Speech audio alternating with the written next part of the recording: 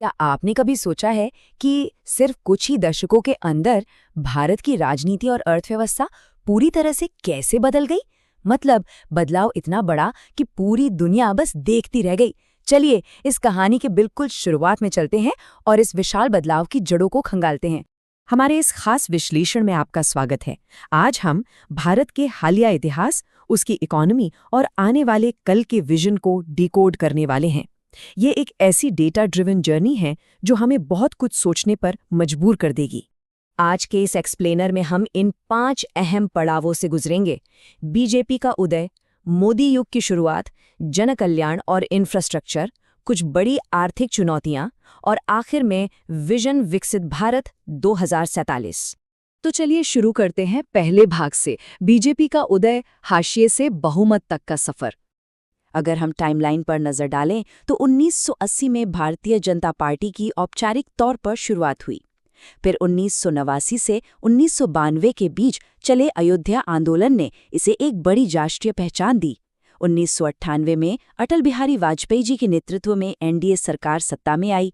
इसके बाद 2004 में चुनाव हारने के बाद पार्टी को पूरे 10 साल विपक्ष में बैठना पड़ा। लेकिन फिर आया 2014 का वो टर्निंग पॉइंट। नरेंद्र मोदी के नेतृत्व में पार्टी ने वो कर दिखाया जो 1984 के बाद से नहीं हुआ था। किसी एक पार्टी को मिला पूर्ण बहुमत। अब आते हैं दूसरे भाग पर, मोदी युग की शुरुआत, और इसका आधार था द गुजरात ब्लूप्रिंट। प्रधानमंत्री बनने से पहले नरेंद्र मोदी ने गुजरात के मुख्यमंत्री के तौर पर एक लंबा वक्त बिताया। इसी दौरान गुजरात मॉडल की चर्चा शुरू हुई। लेकिन अगर हम डेटा देखें तो इसकी एक दोहरी तस्वीर सामने आती है। एक तरफ तेज आर्थिक आज़ादी थी, ईज ऑफ डूइंग बिजनेस में टॉप रैंकिंग और कमाल की इंफ्रास्ट्रक्चर ग्रोथ। लेकिन दूसरी तरफ कुछ सामाजिक संकेतकों में चुनौतियां भी थीं, जैसे गरीबी की ऊंची दर, बच्चों में कुपोषण और शिक्षा की रैंकिंग में पिछड़ना।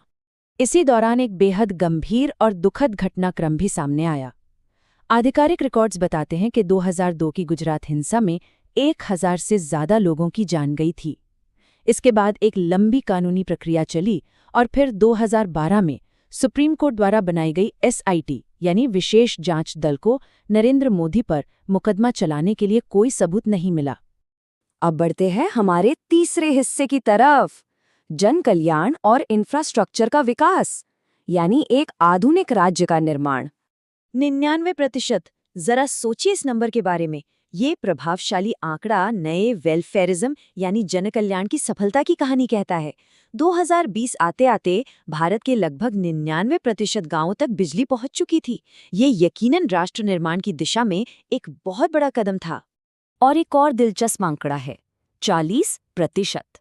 2014 से 2022 के बीच भारत की प्रति व्यक्ति जीडीपी में करीब 40% का उछाल आया। इसके पीछे एक बहुत बड़ा रोल डायरेक्ट बेनिफिट ट्रांसफर का था। आधार कार्ड से जुड़े बैंक खातों के जरिए सरकारी योजनाओं का पैसा बिना किसी बिचौलिए के सीधे लोगों के हाथों में पहुंचने लगा। ये सच में गेम चेंजर साबित हुआ। और बात जब इंफ्रास्ट्रक्चर की हो तो 15.3 लाख करोड़ रुपए के पीएम गति शक्ति महाप्रोजेक्ट को हम कैसे भूल सकते हैं। ये प्रोजेक्ट 7 प्रमुख इंजनों पर काम करता है, जैसे सड़कें, रेलवे और बंदरगाह। इसका सीधा सा मकसद है इकोनॉमी को सुपरफास्ट स्पीड देना और साथ ही बड़े पैमाने पर रोजगार के नए मौके पैदा करना। इस पहल का स्केल सच में हैरान करने वाला है। इसके 6 मुख्य सिद्धांत 44 अलग अलग केंद्रीय मंत्रालयों को एक साथ लाते हैं। इमेजिन कीजिए, इसका लक्ष्य है सफ़र के समय को कम करना, लॉजिस्टिक्स का खर्च बचाना और 5G जैसी सुविधाओं को तेज़ी से फैलाना।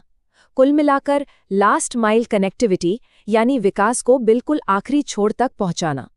चौथा भाग, आर्थिक बदलाव और चुनौतियां। चलिए आंकड़ों की मदद से इसे थोड़ा गहराई से समझते हैं। देखिए, इंफ्रास्ट्रक्चर तो तेजी से बढ़ रहा था, लेकिन इस बीच इकोनॉमी ने कुछ बड़े झटके भी सहे। 2016 में नोटबंदी आई, जिसका मकसद काले धन पर रोक लगाना था, लेकिन इसकी वजह से देश में कैश की भारी कमी हो गई। फिर 2017 में जीएसटी लागू हुआ, जिसने टैक्स सिस्टम को पूरी तरह बदल कर रख दिया।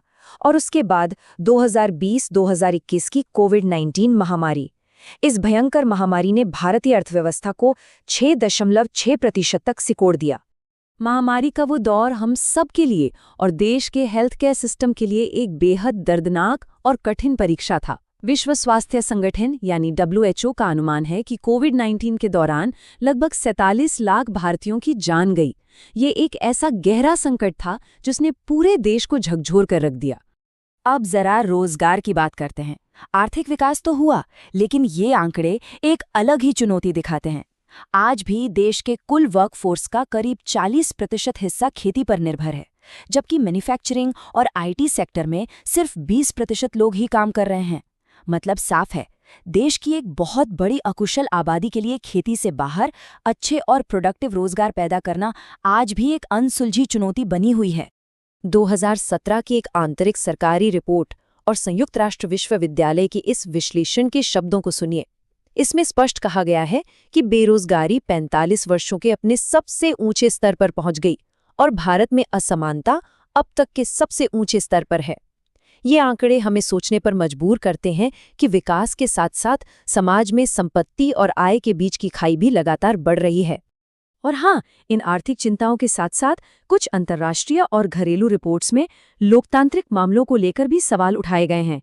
इनमें पर्यावरण कानूनों का कमजोर होना, सामाजिक कल्याण पर होने वाले खर्च में कटौती और 2019 के नागरिकता संशोधन अधिनियम यानी CAA जैसी विवादास्पद नीतियों का जिक्र है, जिन पर पूरे देश में एक लंबी बहस हुई थी।